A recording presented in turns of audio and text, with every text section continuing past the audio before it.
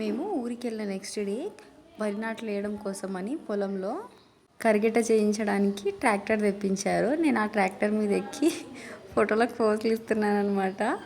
అది కింద పంక్చర్ అయిందో ఏమైందో తెలీదు, కింద అంతా బురద ఉంది. అక్కడ నుంచి అస్సలు కదలట్లేదు.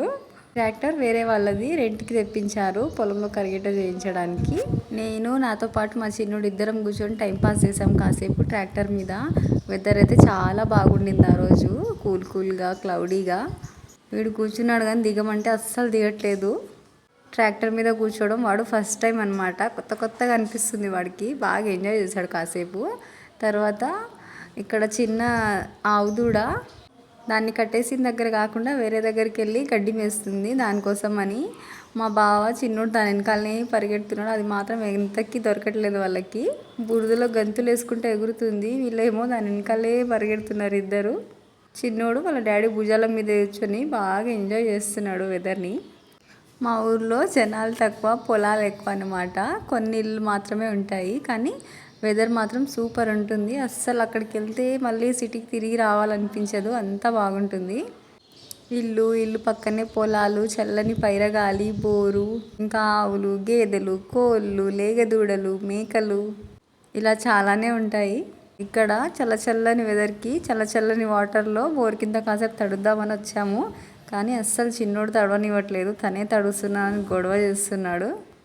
మేము ఇక్కడ చల్లనీళ్ళ కింద తడుస్తుంటే ఇంటి దగ్గర నుంచి మా అత్తయ్య కేకలేస్తుంది, చల్ల వాటర్ కింద తడవకండి, జలుబు చేస్తుంది, నువ్వెందుకు తడుస్తున్నావు, నీతో పాటు పిల్లల్ని ఎందుకు తడుపుతున్నావు అని. కానీ ఎప్పుడో ఒకసారి తడిస్తే ఏమవ్వదు. చిన్నోడికి జస్ట్ కాళ్ళ వరకే తడిపాను గొడవ చేస్తుంటే. తర్వాత నేను కూడా మొత్తం తడిచి కాసేపు వాటర్ కింద ఎంజాయ్ చేసి ఇంక బయటకు వచ్చేసాను. మమ్మల్ని చూసి ఆరుష్ కూడా వచ్చేసాడు ఇంటి దగ్గర నుంచి. వాడు ఆల్రెడీ చేసేసాడు స్నానం, కానీ ఇంకా మమ్మల్ని చూసి ఇంకోసారి చేస్తాను అంటూ వచ్చేసాడు.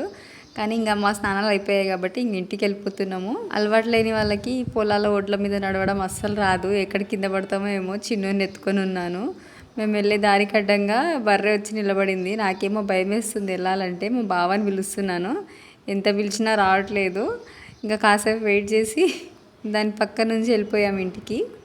అప్పుడప్పుడు ఊరికొచ్చి ఇలా టైం స్పెండ్ చేస్తుంటే మైండ్కి కాస్త రిఫ్రెషింగ్గా ఉంటుంది. మొత్తానికి ఆ రోజు మార్నింగ్ నుంచి ఈవినింగ్ వరకు బాగా ఎంజాయ్ చేసాము ఊర్లో, పొలాల్లో. ఓకే మరి ఉంటా, బాయ్.